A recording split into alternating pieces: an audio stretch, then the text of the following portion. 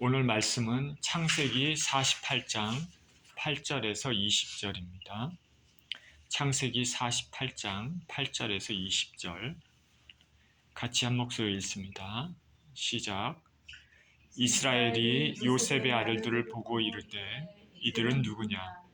요셉이 그의 아버지에게 이르되 이는 하나님이 여기서 내게 주신 아들들이니이다.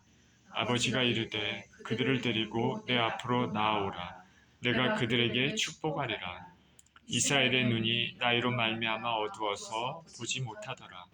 요셉이 두 아들을 이끌어 아버지 앞으로 나아가니 이스라엘이 그들에게 입맞추고 그들을 안고 요셉에게 이르되 내가 내 얼굴을 보리라고는 생각하지 못하였더니 하나님이 내게 내 자손까지도 보게 하셨도다.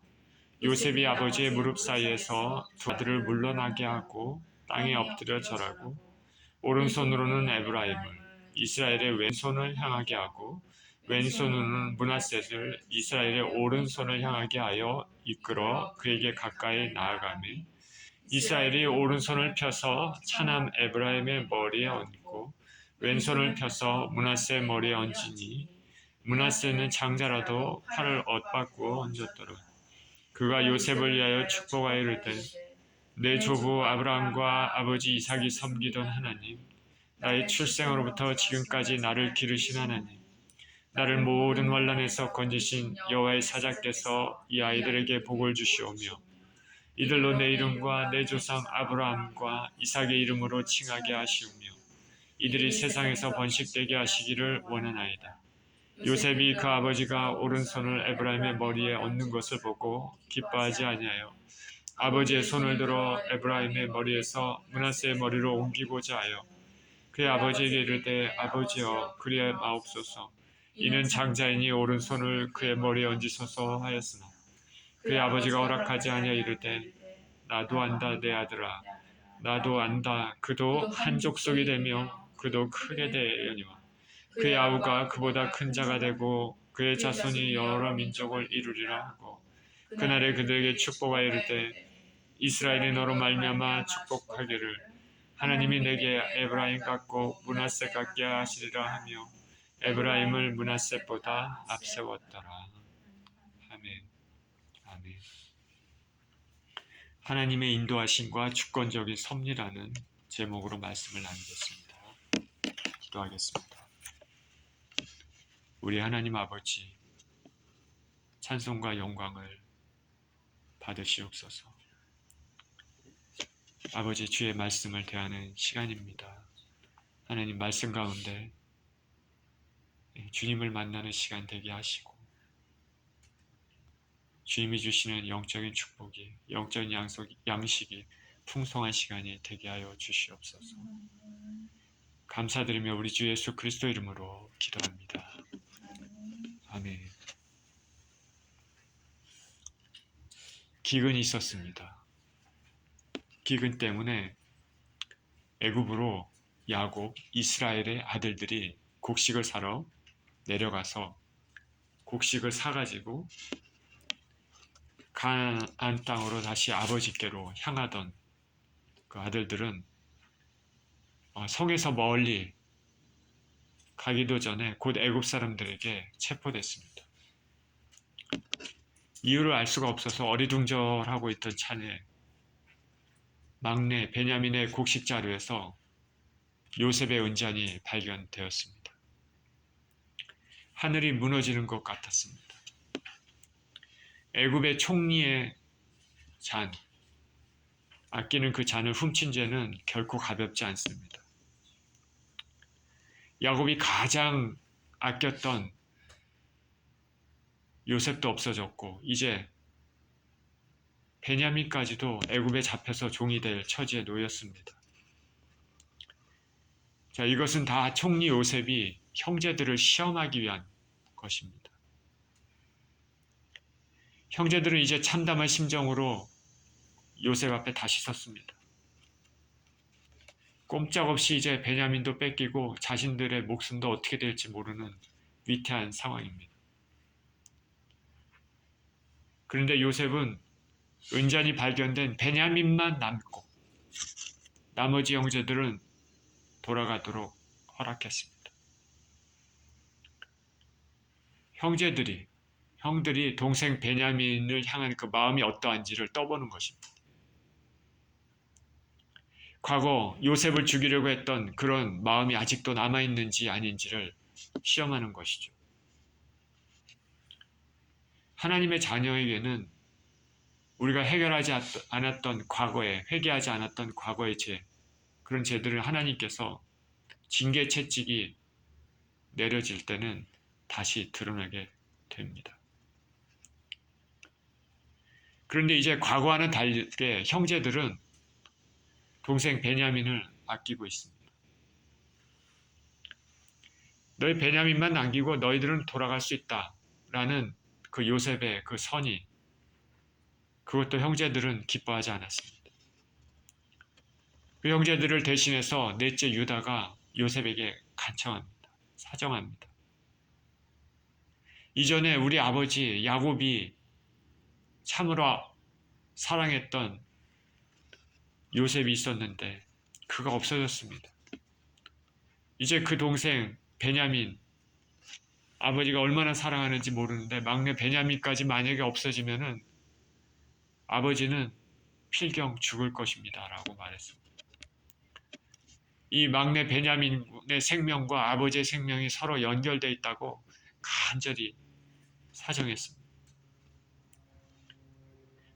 총리 요셉은 이 말을 듣고 있다가 마음에 감정을 주체할 수가 없었습니다. 아버지에 대한 사랑, 형제들에 대한 사랑의 그 감정 때문입니다. 이에 요셉은 자신이 바로 형제들이 오래전에 죽이려고 했던, 그리고 애굽에 팔았던, 상인들에게 팔았던 그 요셉이라고 자신의 정체를 밝혔습니다. 형제들은 놀랍겠죠. 놀라갖고 충격 때문에 말문이 막혔습니다. 동시에 자신들이 팔았던 요셉이 이제 애굽의 총리가 됐고, 그렇기 때문에 자신들에게 어떤 복수를 할지, 그것 때문에 두려움도 아마 있었을 것입니다. 그런데 요셉은 이 모든 것을 섭리하시는 하나님을 인정하고 이렇게 고백했습니다. 나를 판 것에 근심하지 마십시오. 하나님께서 생명을 구원하시려고 나를 먼저 이곳에 보내셨습니다. 기근 가운데서도 당신들의 생명과 당신들의 후손의 생명을 보존하시기 위해 하나님께서 나를 앞서 이곳에 보내신 것입니다. 멋진 신앙의 고백입니다. 요셉의 이 고백 안에는 많은 것이 있죠. 그동안에 자기가 고생했던 모든 것, 그리고 현재 자신의 위치, 영화로운 모든 것이 하나님의 섭리라는 것을 깨닫고 하나님께 영광을 돌리고, 그리고 형제들을 용서하는 그런 고백입니다.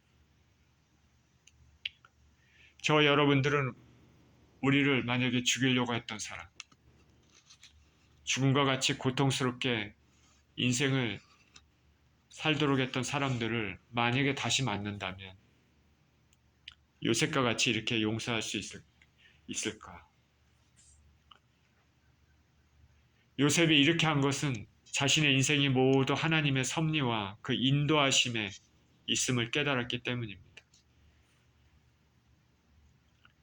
저와 여러분은 우리가 하나님의 자녀임을 우리가 인정하고 믿는다면은 우리 인생길 가는 모든 길이 하나님의 손 안에 있음을 알고 하나님의 주권을 인정하며 살아야 할 것입니다. 잠언 3장 6절에는 너는 범사의 그를 인정하라. 그가 너를 지도하시리라 라고 말하고 있습니다. 요셉은 형제들에게 속히 아버지를 모시고 애굽 땅으로 내려오십시오 라고 말했습니다. 기근이 아직 5년이나 더 남아 있습니다. 가나안 땅에 있으면 살 길이 막막해집니다. 그리고 또 곡식을 사러 자꾸 그 먼 가나안 땅과 애굽을 오고 갈 수는 없는 것입니다. 속히 모시고 오십시오. 속히라는 말에서 요셉은 아버지 야곱, 집 모두가 애굽으로 이주하는 것이 하나님의 뜻임을 확신하고 있습니다. 이전에 하나님께서 아브라함에게 말씀하셨죠. 내 자손이 이방에서 객이 되어 그들을 섬기겠고 그들은 400년 동안 내 자손을 괴롭게 하리니 그 섬기는 나라를 내가 징치할지며 그 후에 내 자손이 큰 재물을 이끌고 나오리라.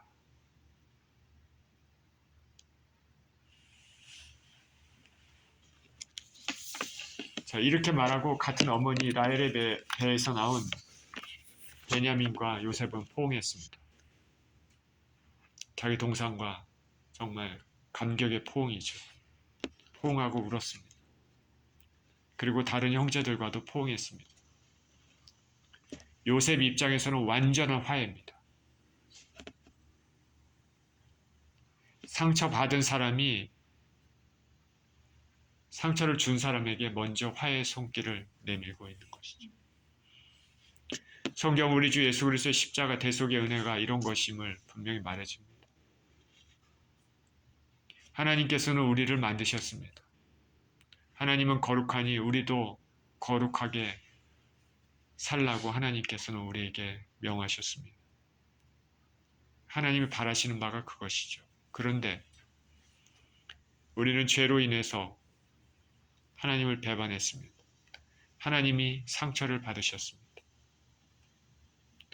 내가 죄 짓고 살면은 그 죄가 나하고 하나님하고 아무 상관이 없는 것 같지만 그렇지가 않습니다. 하나님이 상처를 받는 것이죠.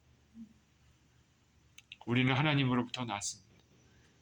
우리가 자식을 낳게 되면 자식이 부모의 말을 듣지 않고 제 마음대로 막 하면 그게 자식의 그걸로 그냥 끝납니까? 그렇지 않죠. 부모님의 마음에 상처를 주는 것입니다. 우리 죄로 인하여 하나님이 상처를 받으셨습니다. 그렇지만 상처받은 하나님께서 먼저 화해의 손길을 우리 주 예수 그리스도를 통해서 내밀으셨습니다. 그래서 요한일서 4장 10절은 이렇게 말합니다. 사랑은 여기 있으니 우리가 하나님을 사랑한 것이 아니요 오직 하나님이 우리를 사랑하사 우리 죄를 위하여 화목제로 그 아들을 보내셨습니다. 세상에는 많은 신이라고 얘기하는 것들이 있지만은 참 신이신 하나님, 가짜가 아니고 참 하나님은 이렇게 사랑의 하나님입니다. 인생들을 사랑하시고 인생들에게 은혜를 주시길 원하고 죄를 깨끗게 하시길 원하시는 하나님이십니다. 요셉은 형제들을 위로하고 양식과 옷도 주고 수레도 주었습니다. 이 수레에 아버지를 모시고 내려오십시오. 형제들은 풍성하게 얻고 가난한 아버지에게 돌아갔습니다. 그리고 모든 상황들, 아들 요셉이 살아있고 애굽의 총리가 되었다는 말을 아버지 야곱에게 전했습니다. 야곱은 놀라서 믿을 수가 없습니다.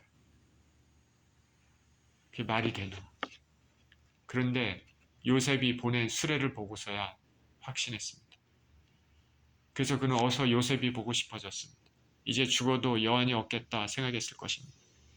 잃어버린 아들, 짐승에게 찢긴 죽었다고 생각했던 아들이 살아있다는 그 수십 년 만에 그걸 들었기 때문에 당연히 이럴 것입니다. 더군다나 그 아들이 애굽의 총리가 되었다. 정말 있을 수 없는 일들입니다. 야곱은 자기의 식소들, 가축들 모두와 함께 애굽에 내려갔습니다. 장막을 옮기는 건 쉽지가 않습니다. 장막을 옮기는 건 쉽지가 않습니다. 하나님께서 그러나 야곱에게 나타나셔서 말씀하십니다. 두려워하지 말라. 거기서 너로 큰 민족을 이루게 하리라. 애굽에 내려가는 것이 하나님의 뜻임을 말하고 있는 것이죠. 할아버지 아브라함 때, 아버지 이삭 때는 하나님께서 가나안 땅에 머물라고 말씀하셨습니다. 애굽에 내려가지 마라. 그런데 이제 야곱의 말년 때는 애굽으로 내려가는 것이 하나님의 뜻입니다. 모든 것이 타이밍이 있죠. 하나님의 뜻이 있습니다. 우리가 옮겨야 될 때가 있고 옮기지 말아야 될 때가 있고 하나님의 뜻이 있는 것이죠. 야곱의 말년 지금은 애굽으로 내려가야 될 때입니다. 야곱은 애굽으로 내려가는 것이 하나님의 뜻임을 깨닫고 움직였습니다. 이렇게 이동해서 야곱 집 사람으로 애굽에 이른 자가 도합 70명이었습니다. 이제 이 70명을 통해서 이스라엘이 창대해질 것입니다. 이 씨를 통해서. 인류 구속을 위한 하나님의 뜻 하나하나 실현됩니다. 애굽에 내려와 요셉을 만난 야곱은 눈물을 감출 수가 없었습니다. 이제 죽어도 여한이 없다 말합니다. 이때 야곱의 나이, 이스라엘의 나이가 130세라고 얘기합니다. 그가 바로 앞에서 말합니다. 자신의 조상의 나그네 길의 세월에 미치지 못하지만은 험악한 세월을 보냈다라고 했습니다. 자신의 조상의 나그네 길의 세월에는 미치지 못하지만은 험악한 세월을 보냈다. 야곱은 참 고생을 많이 한 사람입니다. 그러나 그는 하나님의 사람입니다. 야곱의 끝은 영원한 삶, 영생, 하나님과 영원히 함께하는 삶입니다. 사람의 인생과는 고통을 통해서 그 죽음을 경험했던 사람과 그렇지 않은 사람과는 아주 큰 차이를 나타냅니다. 죽음의 경험한 사람들은 영혼을 바라보고 살고 이 땅의 것들이 부질없음을 알고 살고 심판을 생각하며 살고 중요한 것과 중요하지 않은 것, 가치가 있는 것과 가치가 없는 것을 무엇인지 구별하며 삽니다. 그렇지 않고 사는 사람들은 그 가치관이 가볍습니다. 땅의 일만 생각합니다. 말은 멋지게 하는 것 같고 지식은 높은 것 같고 배운 것 많고 이런저런 그럴듯한 말을 하더라도 다 바람에 날리는 안개, 먼지와 같은 것입니다. 깊이가 없죠. 가장 중요한 생명을 모르는 것이죠. 그래서 그런 사람들은 깊은 인생의 고뇌, 하나님을 생각하지 못하는 죄된 인간의 습성에 따라 사는 육신적인 삶을 삽니다. 하나님께서 진정 사랑하시는 그런 주님의 백성들은 죽음의 과정을 통과하게도 하십니다. 고통 없이 성숙해질 수 있는 방법은 없죠. 이것은 받아들이기는 참 무거운 말이죠. 쉽지 않는 말이지만은 진리입니다. 요셉은 야곱을 람셋 땅에 거주하게 했습니다. 이제 야곱은 이곳에서 공개를 받으면서 평안히 거주할 수 있게 됐습니다. 그런 가운데 기근은 점점 심해집니다. 애국 사람들은 자신의 가축을 다 팔았습니다. 먹고 살기 위해서 곡식을 얻어야 되니까. 계속 또 기근이 되니까 또 먹고 살기 위해서 토지도 팝니다. 그런데도 기근이 멈추지 않습니다. 그래서 나중에는 자기 자신까지도 팔아서 곡식을 얻어서 생활하게 됐습니다. 그래서 애굽의 모든 소산과 사람들 토지들이 바로의 소유가 됐습니다. 그러나 고센 땅에 거한 야곱의 가족들은 생활에 걱정 없이 염려 없이 살게 되었습니다. 얼마 전에 팬데믹이 있었는데 팬데믹으로 많은 사람들이 고통을 겪었다고 얘기하는데 진정 하나님의 백성들에게는 하나님께서 이런저런 모습으로 채워주셨을 줄 믿습니다. 하나님의 백성들은 하나님이 채워주십니다. 요셉을 먼저 보내셔서 예비하신 하나님의 은혜입니다. 이렇게 지내다가 이제 야곱이 애굽에 내려온 지 17년이 되었습니다. 이제 야곱의 나이가 147세 정도 됐습니다. 땅을 떠날 날이 멀지 않았습니다. 그는 요셉을 부릅니다. 그리고 부탁합니다. 내가 죽거든 선영에 장사해달라. 장사하라. 바로 아브라함과 이삭이 장사된 그곳 가나안 땅 막벨라 굴입니다. 이에 요셉은 그렇게 하겠습니다. 야곱은 맹세합니다. 야곱은 하나님께 경배했습니다. 그런 후에 야곱의 건강이 급격히 악화됐습니다. 요셉은 소식을 들었습니다. 아버지가 곧 이 땅을 떠날 것 같다. 그래서 두 아들 므낫셋, 에브라임을 데리고 야곱에게 갔습니다. 아버지가 돌아가시기 전에 축복을 받기 위한 것이죠. 하나님을 믿는 신앙의 근거에서 아버지 축복이 자식에게 그대로 이어진다는 확고한 믿음을 가지고 있기 때문입니다. 아버지 축복이 얼마나 중요한지 알기 때문에 아버지 돌아가시기 전에 자식을 데리고, 자기 혼자 가지 않죠. 자식을 데리고 자식에게 기도해 달라고 그런 것이죠. 성령 충만한 사람이 있다면 그 사람에게 기름 부은 받은 사람에게 기도받는 건 축복입니다. 믿음이 없는 사람들은 가볍게 여기고 무시하죠. 요셉이 두 아들과 함께 왔다는 소식을 들은 야곱은 침상에 누워있다가 힘을 냈습니다. 마지막 힘을 내고 일어나 앉았습니다. 8절입니다. 이스라엘이 요셉의 아들들을 보고 이르되 이들은 누구냐? 요셉이 그의 아들들에게 아버지에게 아뢰되 이는 하나님이 여기서 내게 주신 아들들이니이다. 아버지가 이르되 그들을 데리고 내 앞으로 나아오라. 내가 그들에게 축복하리라. 요셉이 두 아들을 데리고 야곱에게 오자 야곱이 말합니다. 이들이 누구냐? 이제 야곱은 나이가 들어서 시력이 어둡습니다. 희미해서 잘 보이지 못합니다. 근데 야곱은 요셉 말고도 누군가 두 사람이 있다는 것을 알았습니다. 이 요셉이 대답합니다. 누구냐? 대답합니다. 하나님이 내게 주신 아들입니다. 하나님이 내게 주신 아들입니다. 요셉 고백입니다. 하나님이 내게 주신, 하나님이 주셨다 말합니다. 하나님께서 자신이 종로를 탄 애굽 땅에서도 지켜주셨고 자식도 주셨다 고백하는 것이죠. 자식도 하나님이 주신 것입니다. 자식도 하나님이 주신 것. 그러면 그 자식을 잘 키우는 것도 하나님의 뜻입니다. 자식을 자기 것이라고 마음대로 해서는 안 되죠. 한국 부모님들 가운데는 자식을 자기 마음대로 하는 사람들도 있습니다. 어떤 사람들은 학대하는 사람도 있겠죠.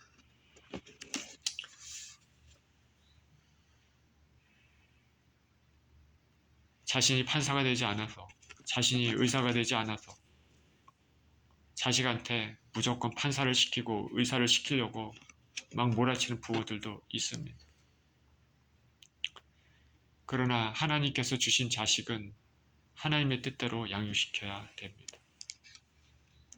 인간은 결국 한 사람 한 사람이 독립적입니다. 인간적인 혈연 관계는 이 땅에서만 존재합니다. 각자의 영혼은 다 독립적입니다. 구원을 얻는 것도 다 독립적입니다. 자녀들은 하나님께서 맡기신 귀한 영혼들이라 생각하고 하나님 뜻대로 양육해야 됩니다. 이에 야곱은 아들들을 데리고 앞으로 오라 말합니다. 그들에게 축복하려고 합니다. 야곱의 이 축복은 아브라함과 이삭에게 실행되고 내려온 제사장적 권위의 축복입니다. 이 축복은 하나님께서 함께 하시고 역사하시는 축복입니다. 매우 매우 귀한 축복이죠. 귀한 것입니다. 야곱 자신도 아버지 이삭으로부터 축복을 받았습니다. 이제 야곱은 그 축복을 그의 후손에게 전승시키려고 합니다. 영적 권위자에 의한 안수, 축복 기도는 매우 중요합니다. 10절입니다. 이스라엘의 눈이 나이로 말미암아 어두워서 보지 못하더라. 요셉이 두 아들을 이끌어 아버지 앞으로 나아가니 이스라엘이 그들에게 입맞추고 그들을 안고 요셉에게 이르되 내가 내 얼굴을 보리라고는 생각하지 못하였더니 하나님이 내게 내 자손까지도 보게 하셨도다. 요셉이 아버지의 무릎 사이에서 두 아들을 물러나게 하고 땅에 엎드려 절하고 오른손으로 에브라임을 이스라엘의 왼손을 향하게 하고 왼손으로는 므낫셋을 이스라엘의 오른손을 향하게 하여 이끌어 그에게 가까이 나아갑니다. 이스라엘, 즉 야곱은 눈이 어두워서 잘 보지 못했습니다. 이전에 이삭이 야곱을 축복할 때도 눈이 어두웠던 거 그때 생각이 나죠. 야곱인지 에서인지 분간하려고 했던 것이 생각납니다. 요셉은 야곱의 말을 듣고 두 아들을 데리고 나갔습니다. 이스라엘은 손자들에게 입맞추고 안았습니다. 손자들이니까 얼마나 기쁘겠습니까? 요셉에게 말합니다. 내가 내 얼굴을 보지 못할 것으로 생각했는데 이제 하나님께서 내 자손까지도 보게 하셨다. 나는 너를 잃어버렸다, 죽었다고 생각했는데 너뿐 아니라 너 자손까지도 보게 하셨다. 놀랍죠. 역전의 하나님이죠. 하나님은 반전을 좋아하시는 것 같습니다. 바닥까지 내려갔던 인생이 위로 솟구치는 것을 보며 좋아하시는 분이십니다. 죄로 얼룩진 인생이, 쓰레기 같은 인생이 철저히 회개해서 새 사람을 입는 것, 보는 것이 하나님의 마음에 더할 수 없는 기쁨을 주는 것입니다. 그래서 예수님께서는 온전한 양 99마리가 있고 한 마리 잃어버리면 그 한 마리를 찾기 위해서 온 산을 살펴본다 말했습니다. 그러다 찾으면 잔치를 베푸신다 말했습니다.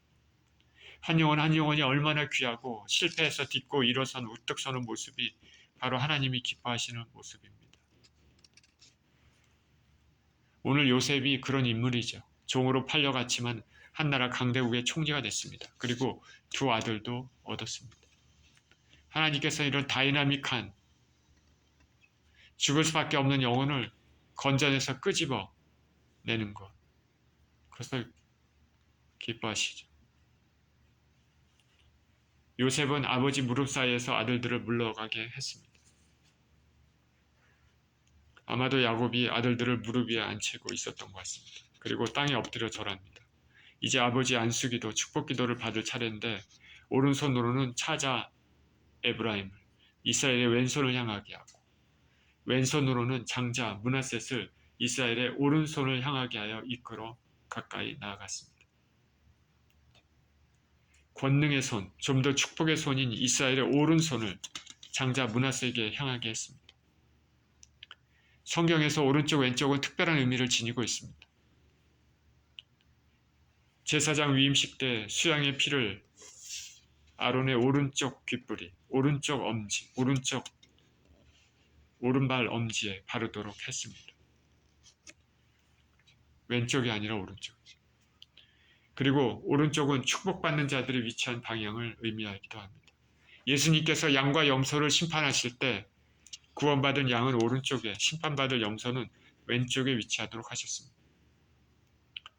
또 오른손은 권능을 상징합니다.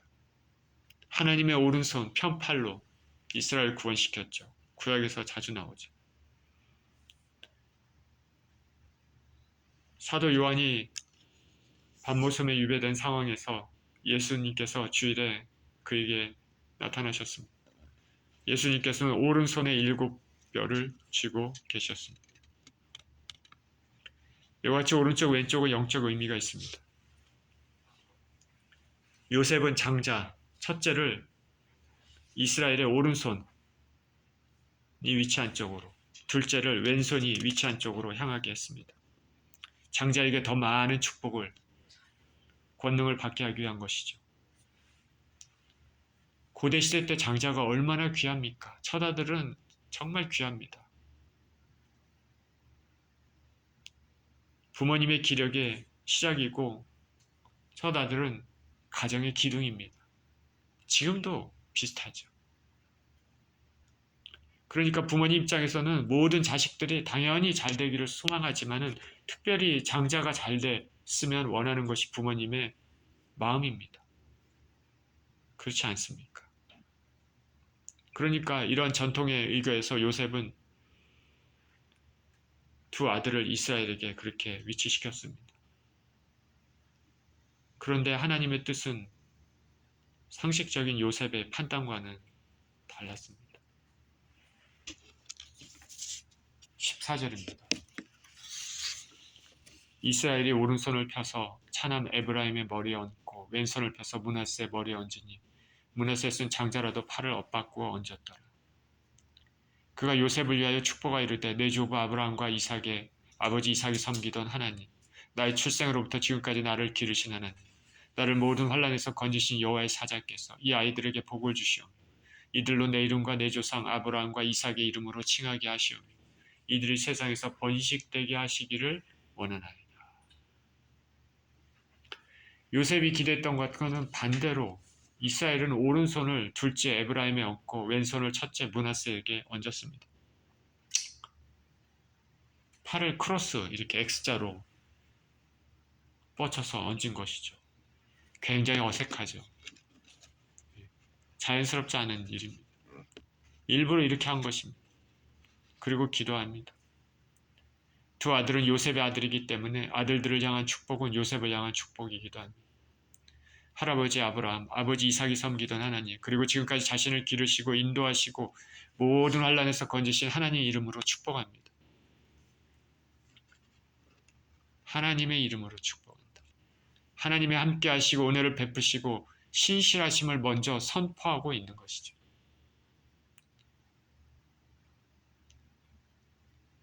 축복하면서 자기 자신이 하나님으로부터 이러한 지금까지 모든 걸 축복받은 것을 하나님 앞에 감사하고 선포 먼저 하고 있습니다. 자신의 목자가 되신 키우신 하나님 선포합니다. 하나님의 은혜를 신실하심을 먼저 선포합니다. 하나님은 우리의 목자 되시죠. 우리 주 예수님께서는 저와 여러분의 목자가 되십니다. 야곱에게는 특히 에서를 피해 도망했던 일, 라반의 집에서 어찌 보면 착취를 당하면서도 살아남고 부자가 된 일, 고향으로 가기 위해 몰래 도망오면서도 라반으로부터 해를 받지 않았던 일, 형 에사와도 극적으로 화해했던 일, 아무것도 없이 떠났지만 거부가 되고 많은 자식을 얻고 기근에서도 이렇게 풍족히 먹고 살 수 있었던 일, 그 외에 알지 못하는 여러 가지 많은 일들이 다 하나님의 은혜를 고백하고 하나님의 은혜임을 고백하고 있는 것입니다. 이런 감사와 믿음, 하나님의 행하심을 인정하는 기도는 하나님을 영화롭게 합니다. 우리가 낳은 자식이 있는데 자식이 우리한테 부모한테 얘기합니다. 엄마 아버지 때문에 내가 이렇게 성장하고 내가 이렇게 됐습니다. 현재까지 이렇게 잘 살고 이렇게 됐습니다. 그러면 엄마 아버지 입장에서는 얼마나 기쁨이 있고 엄마 아버지를 정말 영화롭게 하는 것입니다. 마찬가지로 우리가 하나님 앞에 이런 고백, 신앙의 고백, 믿음의 고백, 감사의 고백을 올리는 것은 하나님을 영화롭게 하는 것이죠. 사도 바울은 고린도전서 15장 10절에 이렇게 고백했습니다. 그러나 내가 나된 것은 하나님의 은혜로 된 것이니 내게 주신 은혜가 헛되지 아니하여 내가 모든 사람보다 더 많이 수고하였으나 내가 한 것이 아니 오직 나와 함께 하신 하나님의 은혜로다. 우리가 마땅히 기도할 때 하나님의 권능, 은혜, 사랑을 먼저 고백하는 것이 중요하죠. 그래서 우리가 기도할 때 보통 우리가 뭘 원합니다 이렇게 간구하는 것보다 먼저 하나님께 감사, 하나님께 영광을 돌리는 기도를 먼저 해야 되는 것이죠. 기도가 무슨 형식이 있는 것은 아니지만은 그렇게 하는 것이 좋죠. 하나님께 먼저 감사, 하나님께서 행하신 일에 대하여 감사의 고백 올리시고 자기가 지은 죄를 회개하고 그 다음에 필요한 기도를 하는 것입니다. 서두에서 말씀드린 것 같이 너는 범사의 그를 인정하라. 그리하면 내 길을 지도하시리라 말씀했습니다. 하나님을 인정하는가 하나님을 무시하는가, 신앙인과 그렇지 못한 사람들의 차이입니다. 지금까지 자신의 존재, 이 땅에 태어나서 현재까지 자신의 모습까지도 하나님의 섭림을 부인한다면 그것처럼 어리석은 사람은 없을 것입니다. 이런 사람들은 영적으로 완전히 죽은 사람입니다. 하나님과 전혀 관계없는 사람입니다. 하나님 없이 자신의 힘으로 사는 사람, 결국 때가 될 때 자신의 힘으로 구원받지 못함을 깨닫고 영원한 멸망에 들어가는 그런 사람들입니다. 저와 여러분들은 모든 일에 하나님의 일하심, 은혜 베푸심, 인도하심을 인정하고 그 하나님께 삶의 모든 것을 의탁하며 살아야 될 것입니다. 우리가 하나님 없이 살 수가 있습니까? 이스라엘은 하나님의 이름으로 요셉의 두 아들 에브라임과 므낫셋을 축복합니다. 그들이 또한 자신과 조상이 섬겼던 그 하나님을 섬기도록 그렇게 기도합니다. 신앙의 귀한 보배 같은 생명을 전하고 있습니다. 신실한 부모님이 자식들도 자신이 섬겼던 그 하나님을 신실히 섬기도록 바라면서 그렇게 기도하는 것이죠. 부모들은 자식들에게 물려줄 것들이 있겠지만은 가장 중요한 것은 신앙입니다. 예수님 믿는 신앙. 그런 의미에서 신실한 부모 밑에서 태어난 자녀들은 복된 자녀들입니다. 복된 자녀들. 이스라엘은 이렇게 요셉의 아들들이 하나님을 믿는 신앙의 축복을 받기를 원하고 또한 하나님께서 이들이 번식되게 되는 축복을 주시기를 기도했습니다. 번식하게. 번식되게라는 말 여기 다가라는 뜻은 물고기를 뜻하는 다그에서 파생된 말인데 때를 지은 바다의 물고기처럼 큰 무리를 이루는 것을 말합니다. 구체적으로는 많은 자손입니다. 고대에는 자식이 참 귀하지 않았습니까? 하나님께서 생육하고 번성하고 지구를 채우라 얘기한 것. 그죠? 그때입니다. 지금은 거의 인구가 너무 많아졌죠. 거의. 그렇지만 고대 시대 때는 아직 인구가 많지 않을 때죠. 이때는 많은 자녀를 낳는 것이 축복입니다. 이들이 세상에서 번식되게 하시기를 원하나이다. 17절입니다. 요셉이 그 아버지가 오른손을 에브라임의 머리에 얹는 것을 보고 기뻐하지 아니하여 아버지의 손을 들어 에브라임 머리에서 므낫세 머리로 옮기고자 하여 그의 아버지에게 이르되 아버지여 그리 마옵소서. 이는 장자이니 오른손을 그의 머리에 얹으소서 하였으나 요셉이 아버지 이스라엘이 안수하는 것을 지켜보다가 팔을 X자로 뽑아서 교차로 안수하는 것을 보고 마음이 불편했습니다. 장자에게 좀 더 큰 축복을 주시길 원해서 오른손을 향하도록 데리고 왔는데 반대로 둘째를 더 축복했습니다. 그래서 그는 안 되겠다 싶어서 아버지의 팔을 이렇게 옮겨서 오른손을 첫째 므낫세에게 왼손을 둘째 에브라임에게 이렇게 옮기고자 했습니다. 아버지 그렇게 하지 마세요. 이는 장자입니다. 오른손을 그의 머리에 얹으세요. 첫째와 둘째에게 원하는 대로 안수해 주셨으면 하는 그 바람은 바로 이 이스라엘의 축복 기도가 안수 기도가 얼마나 중요한지 보여주는 것이죠. 신앙이 없는 사람은 안수 기도의 중요성, 기도의 중요성을 잘 알지 못합니다. 어느 목사님이 가정을 방문해서 대접을 받았습니다. 목사님은 그 가정을 축복하기 위해 자녀들에게 축복 기도를 해주고 싶었습니다. 그런데 자녀들이 나오지 않습니다. 은혜 받을 좋은 기회를 날렸습니다. 기도의 중요성을 모르는 어린아이들입니다. 억지로 할 수 있는 것은 아니죠. 억지로 할 수 있는 건 아닙니다. 은혜는 은혜를 받은 사람만이 압니다. 요셉은 당연히 장자권이 장남 므낫세에게 있음을 생각하고 아이들을 데려왔지만 하나님 뜻은 달랐습니다. 19절입니다. 그의 아버지가 허락하지 아니하여 이를 때 나도 안다 내 아들아 나도 안다. 그도 한 족속이 되며 그도 크게 되려니와 그의 아우가 그보다 큰 자가 되고 그의 자손이 여러 민족을 이루리라 하고 그날에 그들에게 축복하 이르되 이스라엘은 너로 말미암아 축복하기를 하나님이 내게 에브라임 같고 므낫세 같게 하시리라 하며 에브라임을 므낫세보다 앞세웠더라. 요셉이 아버지에게 팔을 다시 펴서 장자에게 더 많은 축복을 주시기를 원했지만 이스라엘은 허락하지 않았습니다. 허락하지 아니하여 여기에 해당하는 우람이라는 단어는 강한 거부의 뜻을 가지고 있습니다. 강하게 허락하지 않는다. 나이가 들어서 눈도 어두운 야곱이지만 영적으로는 밝게 깨어 있었기 때문에 이런 말을 하는 것입니다. 야곱이 장자 므낫세 차자 에브라임을 본 적이 있습니까? 없죠. 1대1게 본 거죠. 장자와 차자를 향해서 어떤 특별한 얘는 더 많이 사랑하고 얘는 덜 사랑하고 이런 마음이 있겠습니까? 그렇지 않죠. 그냥 축복기도 해주는데 요셉은 첫째에게 오른손을 위치하도록 그렇게 원해서 아버지 그렇게 해주십시오 했지만은 야곱은 허락하지 않았다. 허락하지 않았다고 합니다. 그가 말합니다. 나도 안다 내 아들아 나도 안다. 므낫세도 한 족속이 되고 크게 될 것이다. 그러나 아우인 에브라임이 더 큰 자가 되고 여러 민족을 이룰 것이다. 이 하나님께서 보여주신 것, 말씀하신 것을 말합니다. 하나님께서 아무 말씀도 안 하셨다면 그대로 장자를, 므낫세를 더 많이 축복했을 것입니다. 그런데 하나님께서, 우리는 알 수는 없지만 하나님께서 분명히 비전을 통해서 보여주셨든 아니면 심령 통해서 강하게 말씀하신 것이죠. 하나님의 뜻을 명확히 알고 손을 어긋나게 뻗어서 찾아 에브라임에게 더 많은 축복의 기도를 해주었습니다. 참으로 신기한 일이죠.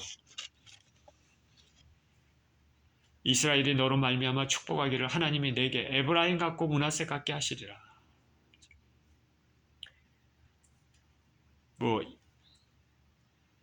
야곱이 이스라엘이 이렇게 축복했다고 장자가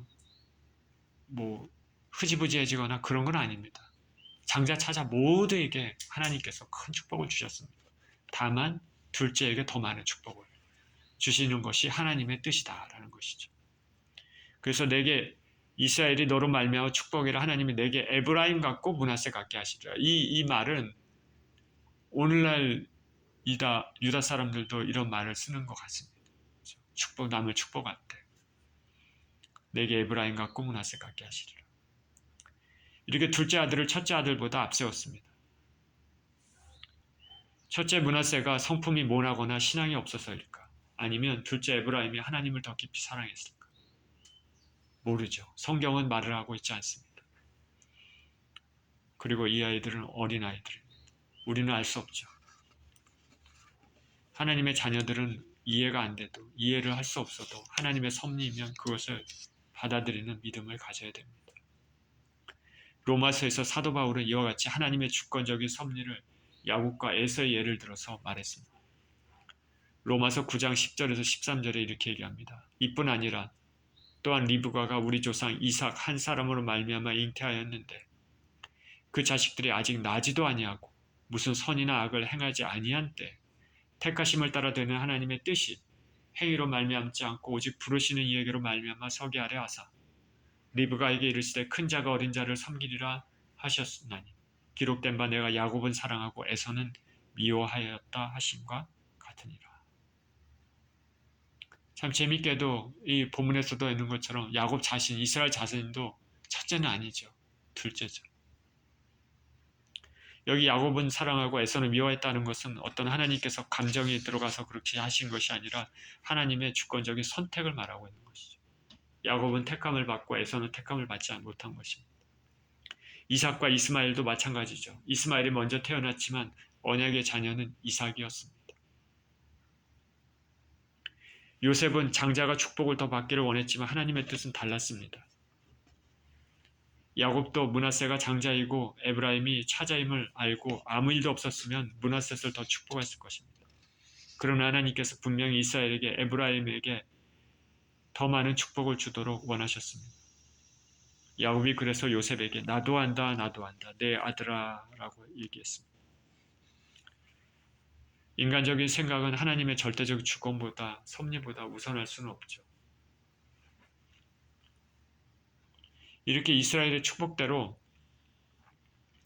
이스라엘 역사에서 에브라임 지파는 중요 지파가 됐습니다. 성경을 쭉 읽어보시면요. 이스라엘의 중요 지파가 뭐죠? 가장 중요한 지파, 유다 지파입니다. 그리고 두 번째 중요한 지파, 에브라임 지파입니다.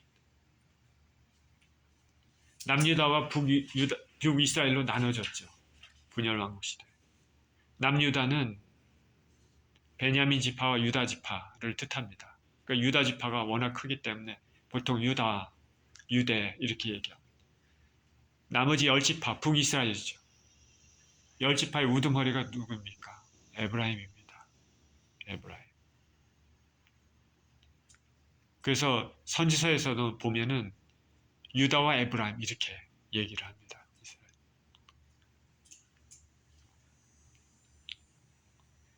유다와 에브라임이 남과 북왕국의 대표적인 이스라엘 지파가 됐습니다. 바로 이스라엘의 축복한 그대로입니다. 오늘 본문에서 우리는 하나님의 섭리를 생각해 보게 됩니다. 지금까지 일하셨던 하나님, 지금까지 자신을 지켜주셨던 그 하나님을 인정하는 야곱, 즉 이스라엘이었습니다.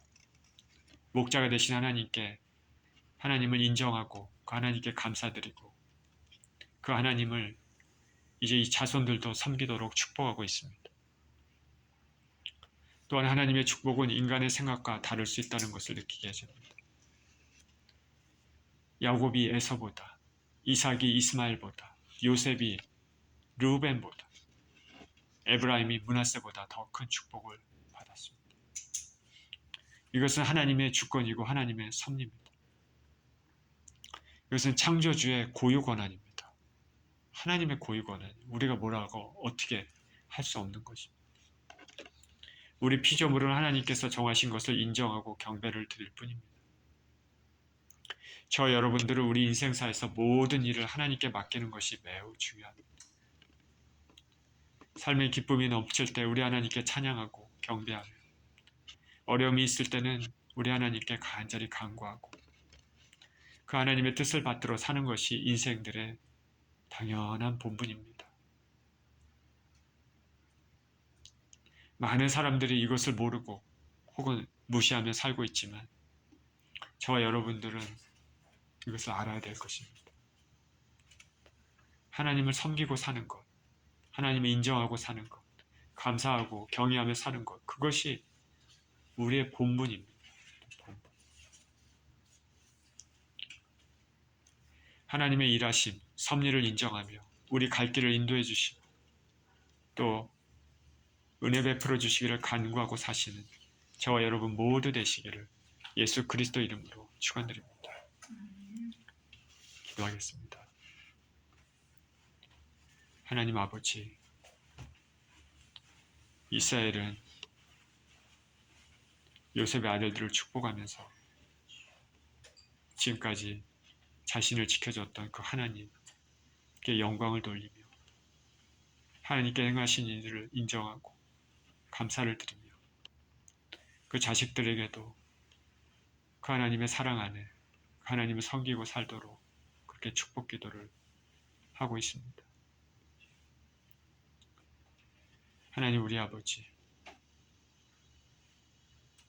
우리 삶의 모든 것은 주님이 주관하시는 삶입니다.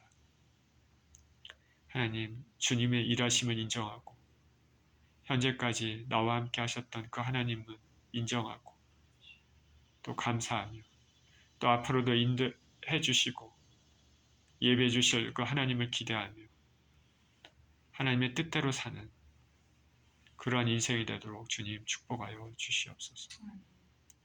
감사드리며 우리 주 예수 그리스도 이름으로 기도합니다. 아멘.